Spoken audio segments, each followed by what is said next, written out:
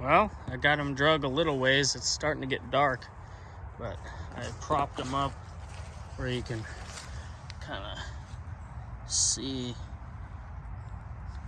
He's a young one, not too big, but yeah, not too bad.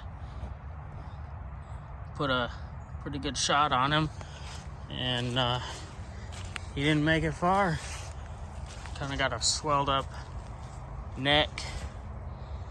I'd say that's a medium swell. It's probably a 18-inch neck. He's got a scar there. It's kind of abscess. Huh, not too bad.